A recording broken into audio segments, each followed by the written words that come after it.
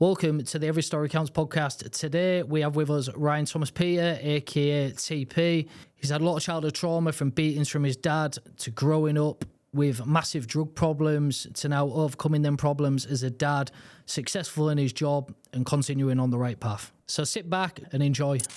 Personally, I haven't known you a long time, so like to get straight at it, mate. Speak about your childhood. What was childhood like growing up? From the outside, it was tranquil. I mean, we grew up in the same area, around corner to each other. You know, nice middle class, semi-detached houses. What seemed to be loving parents, but behind closed doors, Mum was a bit different to most other people. Obviously, you know me growing up, bit of a temper and that growing up, school, but that probably didn't start coming out till like year 3 and 4. Reason being, when we were kids, if we stepped out of line, if we had our elbows on the table while we were eating, or our knives and forks weren't put in a certain place when we finished eating. My dad was pretty handsy, but there's other things that had gone on before we were born that we didn't know about until my mum and dad broke up when I was 11. So when we were growing up, if there's a few big instances that stick in your head, like one time I'd not done my own work and I had a cabin bed. So the cabin bed was obviously beds up at top, wardrobes underneath, desk with PS2 and TV. TV, obviously one of box TVs back then, back in late 90s, early 90s. My dad had come home from work, and the thing is, he was just a strange person, but he'd walk in, why haven't you done your own work? Or I hadn't done it. And it'd be that amount of stammering because you knew what was coming. And then if you looked at my house from the outside, their next door neighbours stopped at a garage probably just after my window. And obviously Dad was in a bad mood that day. Normally he was calculated in how he hurt us and hit us, because people wouldn't, when all came out, when we got older, people were surprised. But this one instance, took me off my seat, punched me square in the jaw, held me up against the wall, hands around my neck until I was turning blue, and punched me in the face. And what he didn't know at the time was our next door neighbours, the woman was a social worker walking down the drive, and she obviously looked through the window and could see me getting punched in the corner. And that was probably the last thing I remember that day, because I remember blacking out and don't really remember too much after it. But being a kid, you don't really remember every day individually like you probably maybe do as an adult when something traumatic happens. But I've got two brothers. One's How old were you? So when you talk about that incident that happened then, how old were you have been at that time? I was in year 2, so I'd have been Year 2? 6 or 7. Wow. And I was a 6 or 7-year-old. Act from that. How do you recover yourself from that? Because you talk about stuff that having anger problems yourself that you've had growing up, and when you think about instances like that, it's no wonder why you've then had the anger problems that you've had. I mean, it makes you struggle to be emotional in a lot of senses, but that probably didn't start coming out till I got a bit older, and I started realising that, like coming around to your house, for example, that wasn't normal everyday life. Is that what it took for you to realise that? Yeah, that was different? What was going in your household? Yeah, you get very well. I did. And probably something we've never spoke about, but obviously your mum and dad being like, do you want to stay for Sunday dinner and things like that, and just seeing your relationship with your dad, you playing football with your background and stuff, and you do get very jealous of it, knowing that's not the relationship that you have with your dad. And me and my dad never did have that relationship, even as we got older. So, but there's instances like with Liam, like my twin brother, he's got brain damage. Yeah.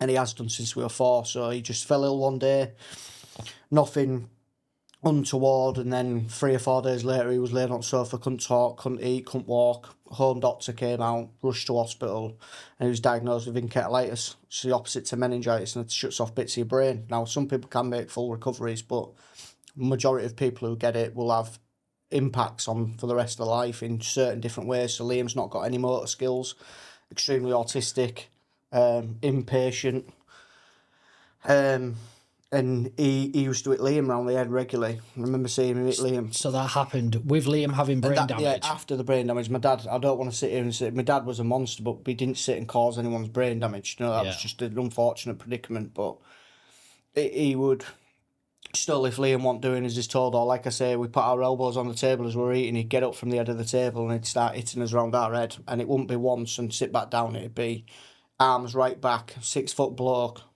and he'd just be hitting us full ball round back at head. And remember my oldest brother, Nathan, he at one time hadn't done his own work and was sat at the table doing his own work as my dad was hitting him on back of head. And he's going, sniffle one more time, you'll keep getting it. And obviously when you're crying, you're absolutely sobbing. Even as an adult now, you can't stop yourself physically doing a human reaction of going...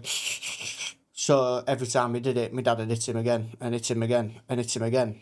But there's conversations that went on between my mum and dad at the time that obviously we weren't aware of. And as we got older and I've spoke to my mum more, and she used to say, my dad used to say, his favourite was me because I'd sit and answer him back. So when my dad used to hit me, even as a kid in year 3, year 4, as I started getting to the development and knowing something's not really right, I'd turn around and be like, does that make you feel hard hitting your kids? Even as like a 7 or 8 year old, you could tell something wasn't right. And then obviously I'd get it tenfold because I'm answering my dad back who saw that as a disrespect. So I used to get it the worst because I'd answer him back. But he used to say Nathan was a wuss, a girl, which if I mean, you've met Nathan. He's just not that character. Yeah, he's just clever lad, isn't yeah, he? he's smart, he's intelligent, extremely clever. So do you think that's why your dad probably targeted you a lot more? He targeted me because I'd answer him back. Right. As if I hadn't answered him back, it'd probably Nathan who would have got it the worst. Right. Because he didn't like the fact that Nathan wouldn't stand up for himself. Right. But then when you did stand up to him, he saw it as a disrespect. But it's hard though. You're talking 7, 8, 9, 10-year-old having to stand up to a 6-foot man. That's your dad that you don't expect to be doing that sort of thing to you. I mean, how did your mum cope with all this? What was her reaction to everything? Yeah, so for a lot through my teenage years, my mum and dad broke up when I was 11. My dad had an affair. My mum kicked him out. At the time, it broke my mum, but as obviously you get older, you ask certain questions. So as I'm becoming a teenager, and I don't think Nathan ever really had these discussions, and Liam was too oblivious to it all with his condition. But I'd ask the question saying, "I was a parent, can you allow this to happen to your kid?" Yeah. Like now I've got a little boy, and I'm not going to sit here and say I'm a perfect parent because I don't think there is such thing. And I do not lose my temper with him, but I'll become impatient with things. Yeah. And I might shout when I probably doesn't warrant shouting. And I'm not going to, like I say, I'm not going to sit here and say I'm a perfect parent because I'm most definitely not. He's got a fantastic mum who's probably a better parent than me in a lot of respects. But I couldn't understand even as a teenager how you could let that happen to your kid, because if someone laid their hands on my kid, I'd be doing time. There's no two questions about it. Yeah, I think your mum had to be in a real position where she was either maybe scared to leave him or scared to be on her own. I don't think until you're in that position as a female where you feel you don't feel like you can sort of leave, because I'm sure there's people that are watching maybe this or have been through it who don't feel like they can leave, and some people can't. No, there is, and it's sad because there's some blokes, and women that they're horrendous, they're horrific, the things that they do, and how they can do that to somebody they love is mind-boggling for me. I just don't understand how you can do it, especially be doing that to a child. What your own child, I don't understand. Yeah, and I mean, you don't have the emotion. You have the emotional intelligence as a teenager to turn around and go, "Can you let that happen to your child?" Because you're starting to become more aware in the world. But I don't think you have the emotional intelligence to understand what it feels like to be trapped or to feel. And as I've had these conversations, my mum, when I got older and I had more in-depth conversations with her, you realised that when we'd gone to sleep and we thought it was just us who were getting it, my mum was getting it. Oh, she was as well. So she'd get it by my dad when my mum, when we'd gone to bed, and me and my mum would put some on TV that my dad didn't want to watch. And my dad would take the remote off her and mum would go, "I'm watching this." And just simply because of, "Well, I'm watching this," he'd turn around and whack her. And my mum's 5'5" and like a stick. She's not a...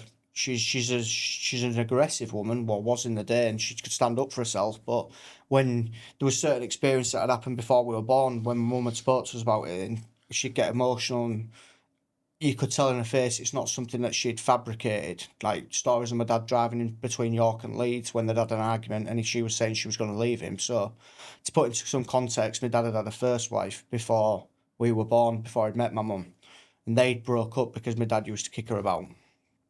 She kept the same last name and whatnot, and then obviously he met my mum, got married and had us. And then, but before that had happened, when my mum was like, "No, you've had enough, you're laying hands on me," and she's not in a predicament where she feels trapped, because when you've got kids, you maybe feel like you can't leave because you're worried for the kids. So my mum couldn't pack up 4 suitcases in the middle of the night and take out 3 kids without my dad being aware of it. It's not something that's going to happen. you can pack up yourself and maybe get away, but you're running a risk. But when she said to my dad before we were born, I'm leaving, and that's the end of it. My dad had put her in a car driving between York and Leeds at a certain spot, which my mum showed me, and then threatened to bury her alive after kicking 10 bells of crap out of her. So when you're getting all the intelligence to it and you understand the emotional side of it, you understand probably why she felt like she couldn't leave. Because if she had left, what if you've been through that predicament, you'd feel like, what's going to happen to my kids? And my kid's going to get that treatment. And she'll have known how scared she felt in that moment. Like, as a little boy now, even remembering, to be a little boy, I remember being how scared I was of my dad and saying boo to a goose. But, for example, there's one example when my mum and dad had an argument, my mum had stood up to him. And because we'd had guests round, he wouldn't hit her and he wouldn't lose his temper. He'd put on the facade of... Great husband. Yeah, great husband, great dad. And there's the amount of people that when it came out what happened, were hard. I never saw that from Bruce. And it was... Well, it did. I can tell you right now it did. And I can tell you numerous amount of occasions where I've been hit and beaten and hit with belts, and that was just, like I say, everyday life until I got to about 9, 10 and I realised it wasn't. But we'd all been sat down on the sofa by mum and dad because my mum had said, they're all scared of you, that's the only reason they do as you say. It's not because they respect you or love you, it's because they're scared of you. And obviously, my mum's dad sat us all down on the sofa, military-like, dressed up, smart, and hands on our knees and sat right up forth. And first my twin brother, are you scared of me? No, Dad. My older brother, are you scared of me? No, Dad. Ryan, are you scared of me? Yeah, I am. And then I got pulled in a room 2 minutes later and kicked 10 bells of shit out of. So that's the exact reason. That's the precise reason why them two would sit there and say they're not scared of him, because they knew that wasn't the answer he wanted. Yeah. You've known me all my life. I'm very black and white. There's no grey area. There's not a transparent area. What you see is what you get. And if I don't agree with something or it doesn't align with my values, I'll tell you. I remember you saying to me before something to do with he won't let you go for a pee, and if you did, he would beat you. Yeah. That's just a psychological thing more than physical. That when something like that's happening, you can't. The physical side doesn't matter compared to the psychological side, because the psychological side of needing to go to the toilet as a young boy in your car. Yeah. The beating in what scares you. It scares you that you're not allowed to go for a wee. Yeah. So it'd attack you on several different fronts. But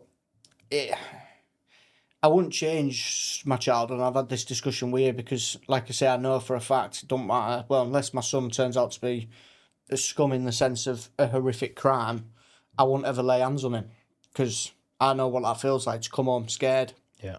And the difference was I used to have an outlet at school where I was a reasonably popular person in primary school. I wouldn't say I was mega popular. Obviously, you're not friends with everyone, but I had enough friends where I could enjoy playtime, enjoy lunchtime, etc. Normality. Yeah, get involved with school and sports, and I was reasonably good at them. And then I'd come home and then it'd enter that abyss. But my brother Nathan used to get bullied at school and bullied at home. Yeah, so he had it bad. He had it bad, and then I can't put myself in that predicament. I mean, like I say, I probably got the worst beatings, but the mental aspects of it, and Nathan, even now, you've met him, he will fall into his own shell. Yeah. And he's not socially he's not an extrovert, he's an introvert, and he's quite socially inept, but he evolved when he went to uni, and we all evolved at different times. I mean, I probably grew up probably on the second lads holiday we had in Ibiza. My dad, it's strange relationship, because obviously we had the beatings as a kid, and then when he'd left when we were 11, he still tried controlling us with gifts and things, trying to get us to go around to this house he was renting at the time. But obviously you don't know that as a kid. And he'd buy us, like, at the time PS3s were brand new out, like brand new out. And he bought us all a PS3, and we went round. It was the other time that's the last time Nathan ever saw him, was we went round to his house, and you can only play on these when you're here. You can't take them home. It's control. And then and he'd only let us go on them in an hour when we were there and stuff. And beds, the house wasn't decorated, didn't even have carpets down. It was like, want a home, want somewhere where kids would want to go visit, but he'd do something he could to get back at my mum. Did your mum want you going there? Or was she trying to pull foot down? My mum would never stop us seeing him. This is credit to my mum, because I mean, in that predicament, I'd have stopped my previous other half stopping my seeing my kid. But she realised, even at 11 years old, you're not old enough to make your own choices, but you're old enough to understand if you want to see the person who's been treating you that way. Do you know what I mean? She understands at 11-year-old or 13 in my brother's case that you've got the emotional intelligence to decide yourself whether you want to see that person. And it probably would have only ever happened once. Like I say, Nathan didn't even get hit that time we went, but he realised he didn't want to be around my dad anymore, and he never saw him again. And I went a couple of times, and then I decided I'd never see him again. Liam, as I say, didn't have a full understanding of it, but when we think of Liam, so think of Liam with brain damage, then we think of secondary school and things like that. I know for a fact from knowing you, Liam had a lot of problems with bullying. How hard was that for you as his brother to constantly get involved? You're having all these demons that you've had through your childhood, through trauma, and now you're going into secondary school. You're then having to fight now Liam's battles. How difficult was that, having to deal with things that you've already had in your life, and then now going to secondary school, and then having to obviously deal with things that Liam was going through trying to help him? Yeah, I mean, Liam used to get picked on a lot, and he was a target of stupid jokes like going to girls' toilets and things like that. Not physical bullying, which I'm not saying mental or emotional is any better or worse, but if I'm thinking back, Liam didn't have the mental capacity to understand emotional or mental bullying. He didn't. He might do now, because I'm 30 now, he's my 20s, 30 years old. His mental age isn't 30-year-old, but say it's 16, 17, he'll have the mental capacity to understand what emotional and mental bullying is, as he would have understood what physical was then. So he didn't understood when people are telling him to run into girls' toilets, that it's to take the piss out of him and make him look like a prat. He just then thought it was part of the joke. And I'm guessing it was difficult as well because Liam's coming home, obviously upset, and this is happening. That's Yeah, then your mum's at you with Ryan. You need to stick up for him, make sure, and then you're getting involved, and then. I mean, I got involved anyway because the way I've got raised, his family always come first, regardless. And I'm realised as I get older, it probably doesn't. You can make your own family to a certain extent. Well, you can make your own friends, you can't choose your own family. It doesn't mean you have to get along with someone simply because they're blood. But at that point, definitely, I used to end up in scraps a lot of the times because of Liam, and I'm not going to sit here and say I've won every single one I've ever fought, because I haven't. But the amount of time. But then it goes back to school at the same point, because I was not had a reputation as such, but because I'd stand up for myself, you then become the target of people who want to have a scrap and enjoy having a scrap. So I didn't enjoy having a scrap. It was the fight and flight moment for me. So when you were, like I say, when I've had them moments when I was a kid, the fight instinct would still kick in instead of flight against a 6 stone, 40-odd-year-old man who could just pin me down whenever he wanted and hit me. But that fight instinct would still be there, and I'd still be struggling around. As at school, there was people who wanted to have a fight just because they liked fighting. I didn't like fighting. I always think there's a better conflict resolution way out of it. You could talk your way out of anything as long as you're calm and reasonable about it. As there was people who I went to school with and who you'll know the people who I'm thinking of, who enjoyed going to school to have a scrap.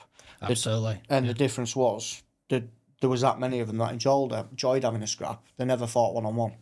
No. They never wanted to fight one-on-one. Completely agree, mate. So after school, remember you're always struggling with what went on in your childhood, which is completely understandable. How long was it before you got started to get on better terms with your dad?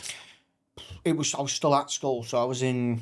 I didn't know. I thought it was after school. I was in year 11 at the time, so I was dating a girl at the time, and I felt my phone buzz, so I was slyly checking it, pretending I'm changing song, and it was an unknown number, and it started off, "Hey Superstar," which is what my dad used to call me when we used to get along and stuff. And it still reiterates, because at times if I'm in a good moment with my son, I'll repeat that. And it's not because all the memories I have of my dad aren't bad. That's one thing I want to say. He was a monster, and 9 times out of 10 I'd go home and get kicked the fuck out of. But all my memories aren't bad. If you remember wrestling when we were kids, like Hardy Boys and stuff like that, me and Nathan used to do wrestling moves on him, and he'd allowed us as 8, 9-year-olds to jump all over him. Now, I'm now a fully grown man, and my little lad jumps on me and he's 6. As an 8 and 9-year-old, maybe an 11-year-old and a 9-year-old, that can't have not hurt. Do you know, it don't, regardless of the physical resilience you have, it still hurt. And I think he did that in a way of guilt, because my dad... Because you felt bad? Yeah, about what and there's stories that have come about, for example, when we were working on your Uncle Kev's house in Selby. Which is why a lot of people don't understand me as a person, because they don't understand my background. That's why I think it's important you're here today, sharing your story regarding that. Yeah, I'm not saying for anyone listening to go around telling everyone your private business, it's private business, but sometimes it's, if you're having problems gelling with someone, it's probably best you maybe delve a bit into it. Not saying you have to let every bit go, but they might understand you better as a person. People, naturally, as a human emotion is what we call empathy. So whether I don't want people to be sympathetic for my situation, because that means they feel sorry for me, because I won't change it. But empathy is understanding what someone's been through and being able to emotionally connect about it and put yourself in someone else's shoes. That's where that comes from. But back to your Uncle Kevin, and he was like, your dad was a strange bloke. So I got the text, hey superstar, and because we'd had these conversations where we'd had arguments when I was a lot younger, because I'd stopped speaking to him at 11. I'm now 16 at this point. On the second half of my year 11, my birthday's in December, so from after Christmas, obviously, I'm 16. And maybe I did go overboard sometimes, but it's not as you've made out. One of the abuse that you've created. Sometimes I lost my temper, and I remember starting to well up.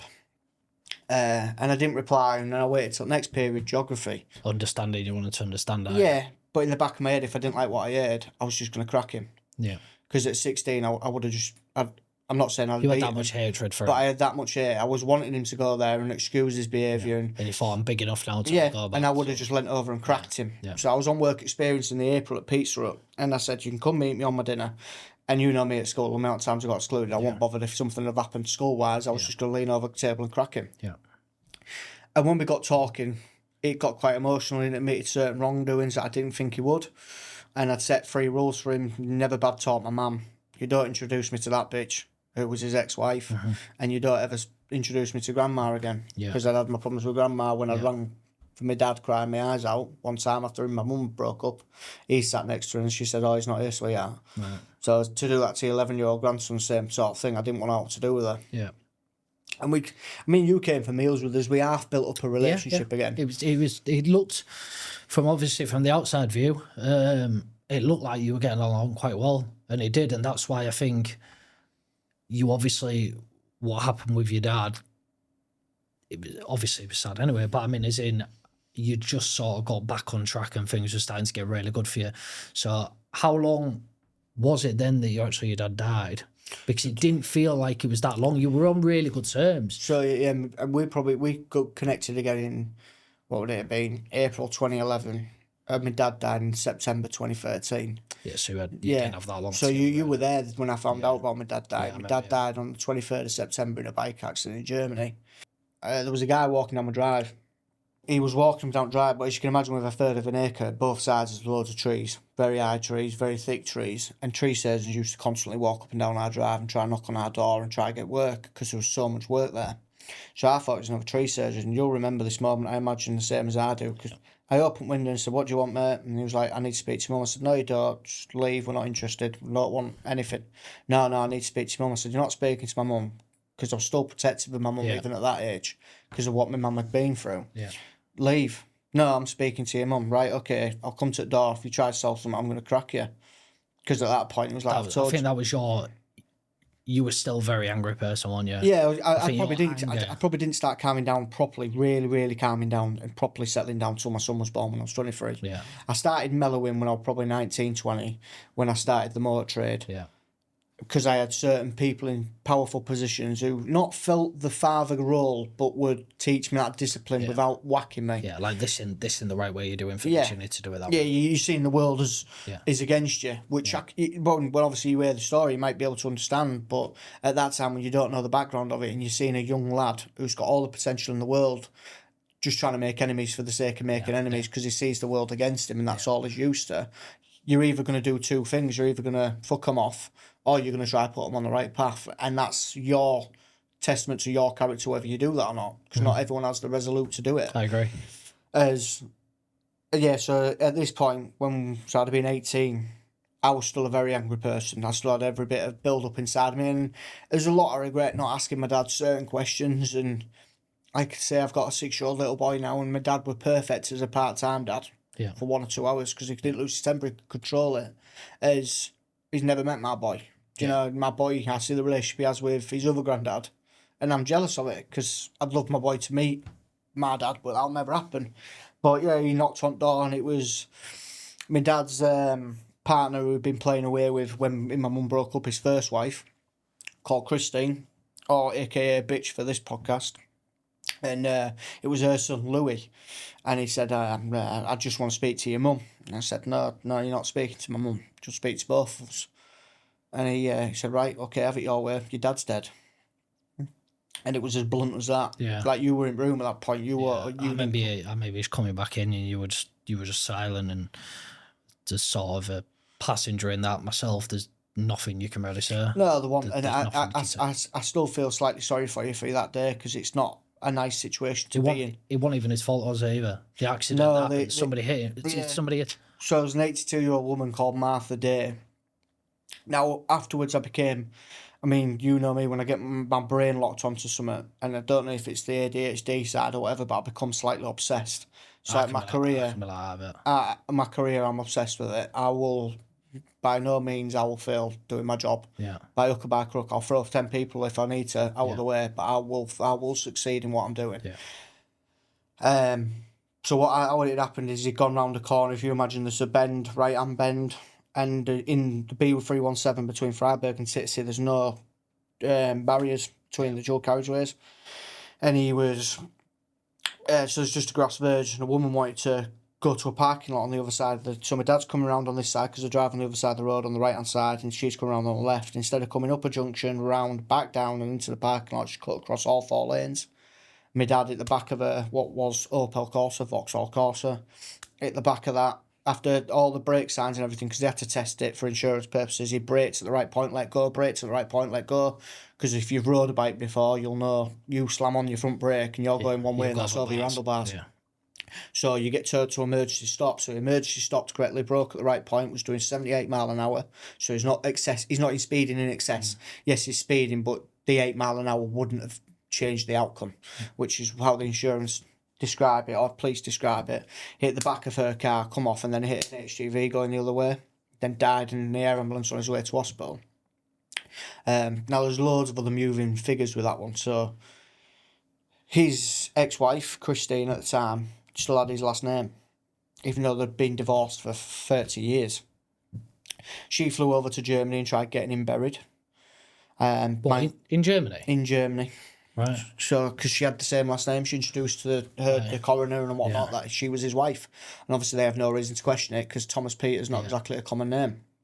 But I remember being at Pete's, I think I was with you and Liam, again, my twin brother, that night. And my Uncle Paul had rang me on the 24th. I don't know if you remember this. We were sat on it. So we were, where the salad bar and stuff is, we were on a booth. I took a phone call and went outside. My Uncle Paul was my dad's brother, who I hadn't had a relationship with. Because they stopped all contacts when my dad and mum broke up. Now, we got told it's because they wanted nothing to do with us, as my dad told them my mum didn't want them contacting us, which I'd learned through Paul. Paul's now passed away, bless him, he died of skin cancer in 2020, COVID, but the amount he taught me compared to my dad was untrue. You know, he was what dad should have been, but... Role model. Yeah, but I remember arguing with him tooth and nail on phone when I first spoke to him, shouting and swearing, telling him I'm going to kick fuck out of him because he never had to do with us. Now my dad's dead, he's contacting us. They're only doing it because they want money or they want input in funeral, which couldn't have been further from the truth. The guy was just trying to help us.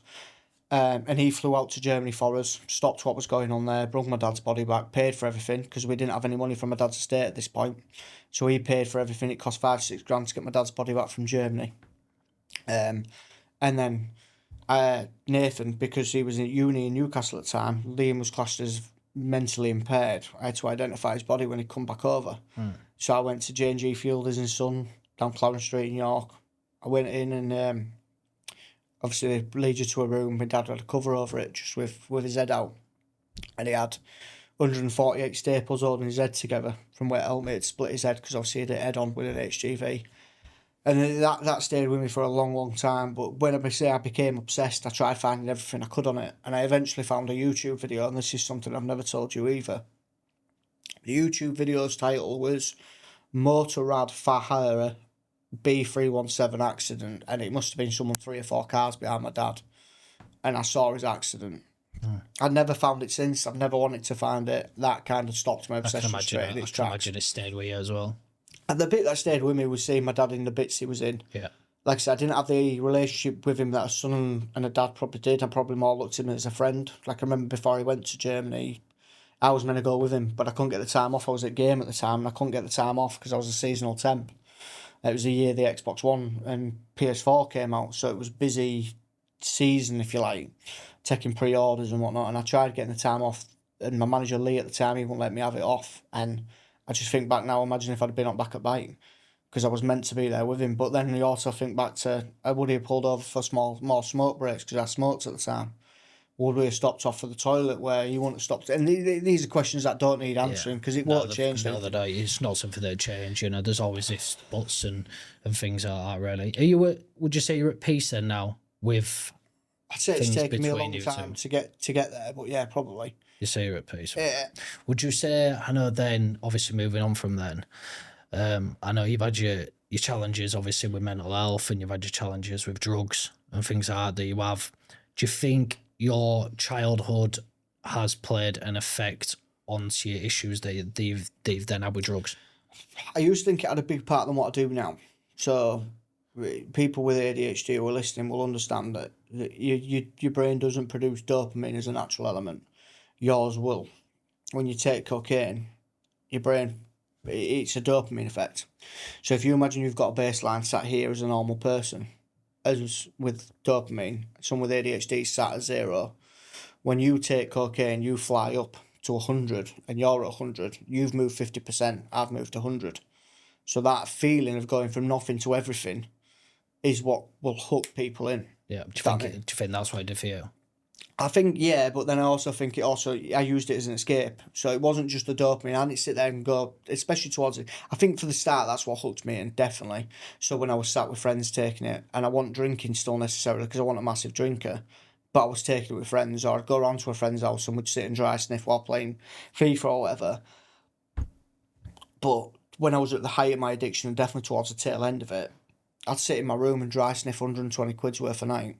Is that what you would say you were doing? I know that's what I was doing. It was every night, 120 quid, without fail. And I'd buy hook or buy crook, I'd get the money. The thing is, as I was obviously, from always knowing you, you'd always function. Like, you would always be able to work and things like that. Like, there's some people who obviously have issues and they can't work.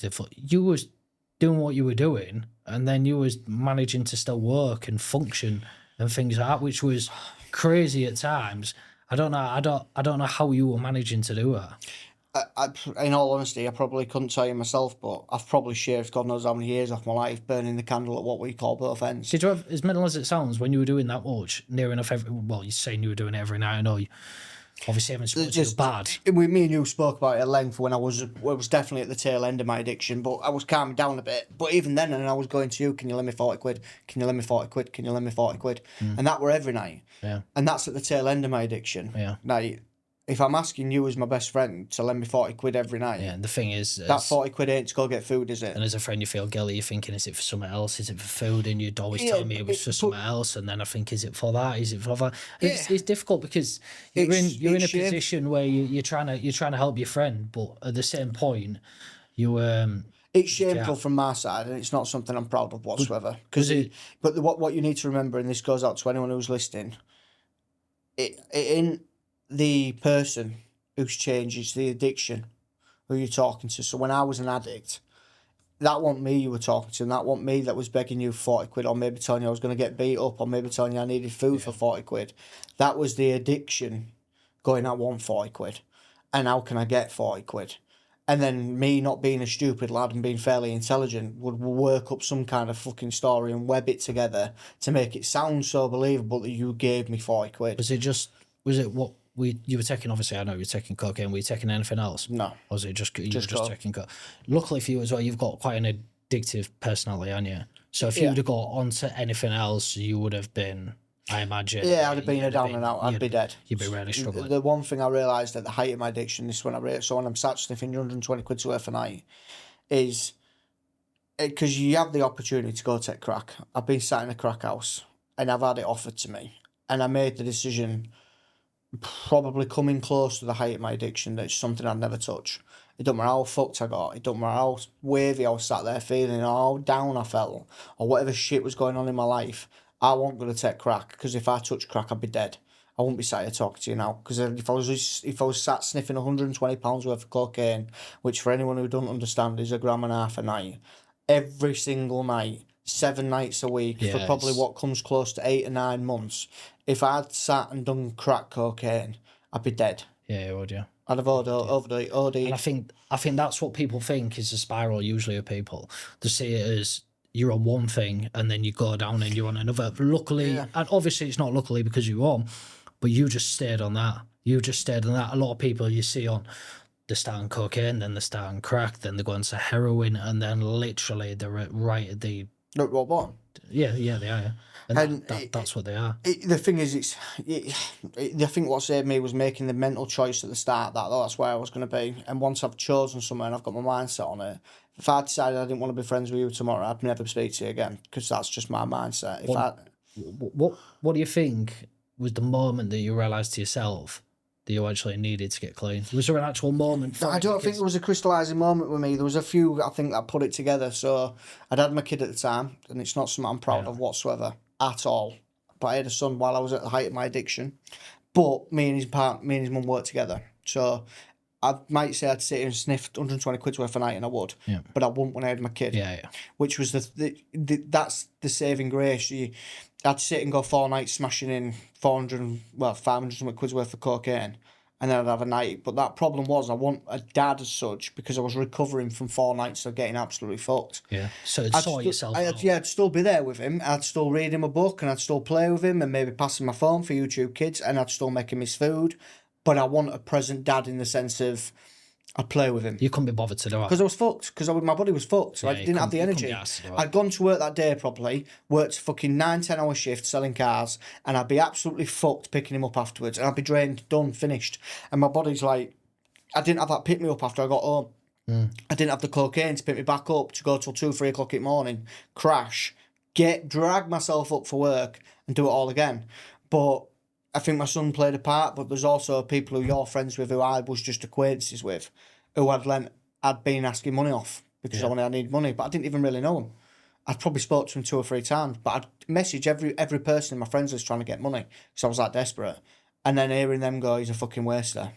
What are you doing hanging about with him? He's an absolute waster. Do you know what as well? We spoke about this before. Obviously, we both worked in the prison service together.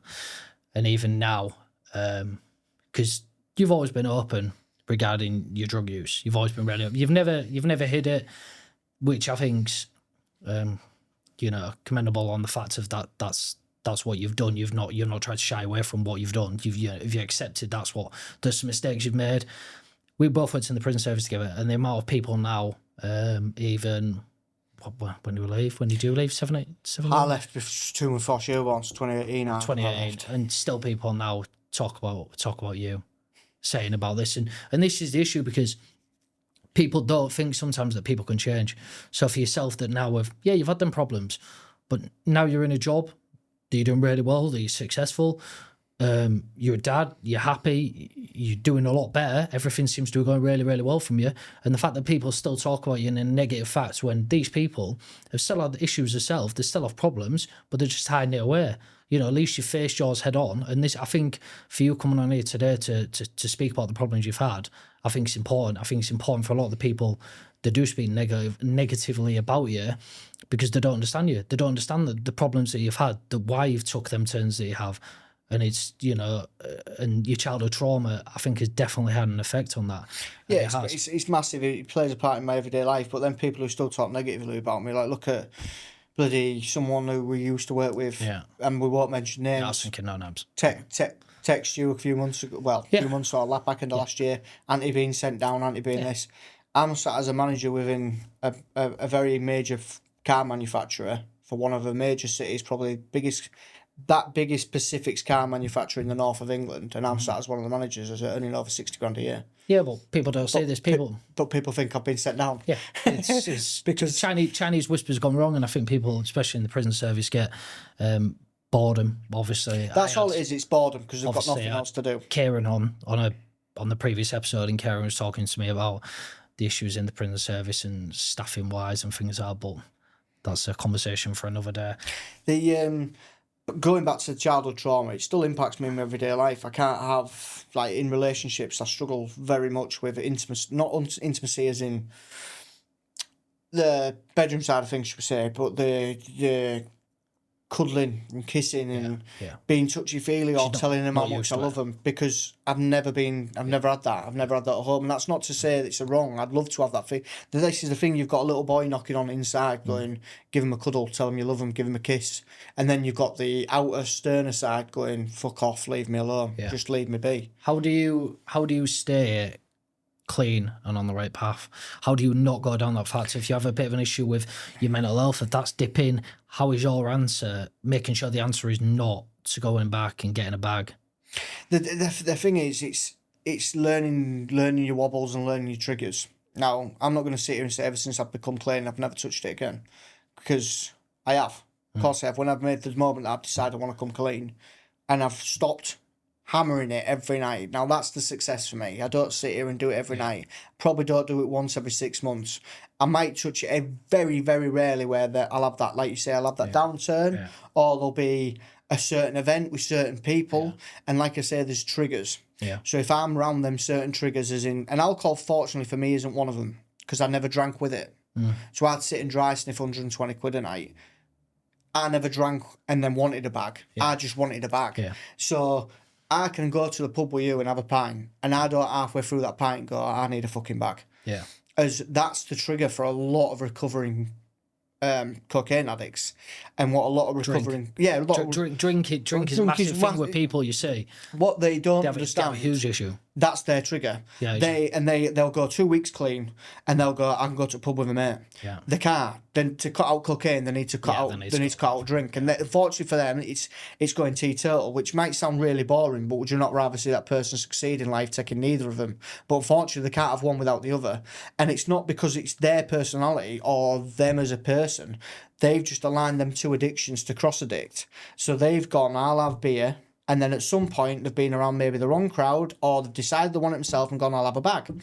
And then it's got worse and worse and worse and worse to the point where they're drinking and sniffing every night. And then they've decided they want to go clean because they've realised this isn't the fucking life I want. I'm an absolute fucking waster. I'm not going to progress anywhere. Look at me. I'm like, when I finished taking it, you could see my back and all my ribs. Yeah. If you look at me now, I'm nearly 16 stone. Yeah. I've got healthy in my face. Yeah, I'm not saying I'm slim because I'm not by any means. I've got a pot belly. But I look a lot healthier in the face than I did when I was taking drugs. And you can see the photos when I was gone as anything. I look like a skeleton. Yeah. But then people will have got to that stage of cocaine addiction through alcohol. Yeah. I didn't get to that stage of cocaine addiction through alcohol. Yeah. I got to that stage of cocaine addiction by being around certain people and doing certain things. That's what a lot of it is. You get with the wrong crowds, you get with the wrong people, they send you down the wrong way. And that's how it starts. And it does. Then unless you've got good people around you, it can take you out of it. And sometimes by then, some people that we both know of, with no names, that they can't bring themselves out of it. No. They've got support, they've got everything, but they still can't pull themselves out of it. Plenty of chances. Plenty of chances, and they can't, and that's the thing. You've got to really want it yourself. That's the big difference. If you still enjoy sniffing cocaine, you ain't going to stop taking it. For the last 4 or 5 months of addiction, and like I say, I'm not going to sit here and say I've never touched it since, because I have. But that's when I've relapsed.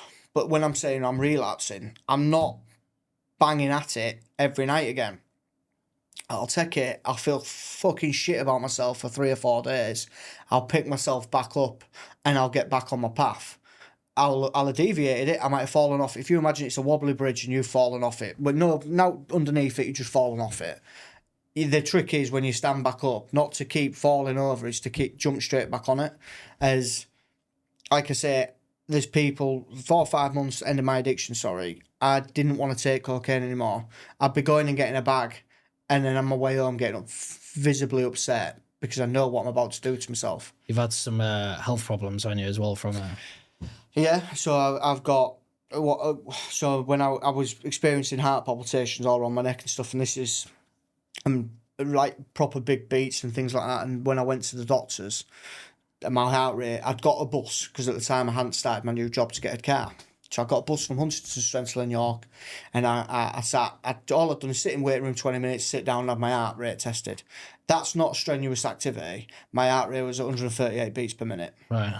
So it's close to nearly shutting down. Yeah, it's high. Just because, and all I've done is get on a bus and walk because my heart, because I'd hammered it.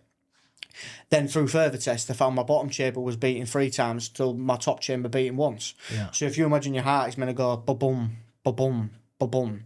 Mine was going ba-bum, ba-bum, ba-bum, ba-bum, ba-bum, ba-bum, ba-bum. And that's what was causing the irregular beat. So I've now got to take medication for the rest of my life because of the troubles I've caused. But then it's also indigestion system.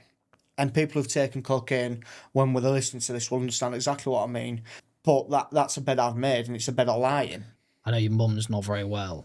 Are you all right to discuss with us a little bit of things of, what she's got? So I stopped smoking 3 years ago, 2.5 years ago. What made me stop was because I've seen my mum. My mum's got COPD and emphysema. So COPD is an emphysema, holes in your lungs. And my mum was a very strong, independent woman. So when my dad left, she was working 3 jobs to keep a roof over our head, getting up at 5 o'clock in the morning to a paper round. She's always been a grafter, hasn't she? Yeah, getting up at 5 o'clock to a paper round, going and doing a job, and then doing an evening job just to keep a roof over our head, because we decided, as kids, we didn't want to leave the house we grew up in. And she's an extremely strong-willed person and taught me a lot of values and morals in my life. Like, I'm probably loyal to a fault, in the sense of, and you'll know this, if you said something's white and I'm on your side, even if I can see it's black, I'll stand next to you and say it's white. Yeah, you are like that. Because it's just one of my major values. I can't throw away loyalty. There's certain aspects of my life where I'd rather be classed as loyal than being honest, and honesty is still a big one, but loyal's where I stand, and my mum's massively drilled that into me, and I think that may be because of my dad and whatnot. But she's now at a stage in her life where so my older brother's in Nottingham as a teacher, and my obviously twin brother can't do it, but I will come home from work and I'll care for my mum. So she'll need sometimes, and I'm not going to go into too many details out of respect for my mum while she's still here, but she'll need certain things doing that she can't do herself. And how hard is that, doing that while also being a dad, while also working, while also looking after yourself? Mentally, it's really hard, but it's not at the same point because your mum's wiped your ass. Yeah. That's not to say I wipe my mum's ass, because I don't want to talk about what I do for my mum because she's still here. Oh, please. But your mum's been there for you when you couldn't do out yourself. Now my mum's deteriorating to that stage where she can't come off the sofa without going to the toilet without an aid, as in me helping her. And she'll sit on the toilet for 10 minutes before she can get back to where we sat. That's not my mum. Do you know, my mum was that strong-willed person who'd... Well, you've met her. She was like a feisty little. Yeah, she was. Yeah, she liked everything to be done her way. Very set in her ways, wasn't she? She had her 2 favourite sayings: "All I am to you is a taxi and a fucking credit card." Yeah, stuff. So, like I say, I think you're doing amazing with that, mate, and you've obviously got a lot to deal with, and you have. When we think about things of regarding work-wise now, obviously at work, I know you've got a lot on to deal with, dealing with work, dealing with your mum, dealing with your little lads. You've got a busy life, and you've got a lot to deal with at work. How do you sort of what's your way of sort of managing people from the experiences that you've had? Obviously, you've had your anger issues and stuff like that. How do you manage to manage people and not have that sort of flare-ups with your temper? Trial and error. If there's any other person who manages people who'll sit here and say, "I got it right first time," every time they're talking shit. I didn't. I'm not going to say I've said... the old school way when I entered the motor trade when I was 18, 19, because my dad were dead, was chairs getting put through windows, people crying in the cars before they step into the dealership because they've got no weekend appointments. And it was a dictatorship, and it was a volatile fucking place. So when you think back to customers talking about when they're buying cars and the salespeople of the early 90s, the Del Boys, and... that's because that's the environment that was created and cultured by the management. Yeah. So I've been on the other side of that. And the problem I've got with the common day motor trade is that there is a place for it still. I'm not going to sit here and say it should be a volatile place where people sit in the cars crying, but there's definitely a place to have that side where it's when people are taking the constant piss, they can get in and get a bollocking. As nowadays, you shout at someone and HR will rear its head. And I don't believe that's right. You should have not the element of fear, but the element of respect. Things have changed, haven't they? Yeah, of course they have. They've gone too far the other way. But when you're a salesperson, and this is for any people who are thinking of buying a car, please do not take this the wrong way. As a salesperson, you'll have 10 masks out on your desk before someone walks up. And the best salespeople, and it's something I was very good at without being big-headed, is realising which mask to put on very quickly. And it's not to protect your identity or act as something you're not, but it's to perceive a certain persona. Or, like, I can sit here and go, now then, Joe, you're right, pal. What do you want? Do you want a cuppa? You looking at a van? Yeah, no problem, mate. What van is it you're looking at? Yeah, all right, so you're looking for ply line it back as well. Yeah, nice one, mate. I'll sort that out for you. Just grab a seat, mate. I'll grab you a cuppa. Yeah. That's very down-to-earth, straight to the point. What I'd probably prefer if I'm stepping up to buy a car. But then you get the people who, hello, Mr. Smith, how are you, sir? Would you like to have a seat? Yeah, it needs to be a bit more out there. And you can change I've not changed my persona in any way, shape or form. I've just changed how I'm talking to someone. I'm not talking as fast, talking quieter. I'm talking more professionally, pronouncing the words. Instead of, I talk quite common. I've had customers in the past refuse to deal with me when I was first starting because of how common I sound. Now that says more about them than it does about me. Yeah, I agree. But you learn very quickly how to adapt. I agree. Because I've got more chance of selling you a car by being the person you want to see. And that doesn't necessarily mean it ain't me, but it'll be me with a different twist. No, I agree on that, mate. But managing people is exactly the same. What may get the best out of you won't get the best out of Mr. Smith. Everyone's different. Everyone's different, mate. Everyone's different. I think, like I say, everything we've been through, all the stuff that, we touched on a lot of different things, and I think from the trauma you've had from when you were younger to get to a situation now, and the nicest way, still be alive. I think things are positive right on there, mate, but you need to keep yourself in good stuff, keep yourself healthy, be strong for your mum and be strong for everyone else. And I think you been focused and been busy all the time, I think it's probably the best thing for you. Like you say, we spoke before about people that have sort of addictions out of boredom and things like that. And I think that for yourself, you're doing really well. And I think sometimes you need to hear that. And you're doing well, mate, compared to how I've seen you previously and things like that. You're sitting here today, you're motivated. And to be honest, mate, you've grown up. So I appreciate you coming on. Appreciate you sharing your story, sitting down with me to chat, mate. And like I said, I've known you a long time. So to have this type of discussion is something that we've never really had. And I think it's important for people that are watching this that see you in a certain light, and people that have heard stories, and people that see you in a certain way, which isn't true. 'Cause people can change. People are different. People don't stay the same way they are. People are just, they just have bad and negative views that are not important. So like I say, appreciate you coming on, mate. Cheers, pal. Cheers, pal.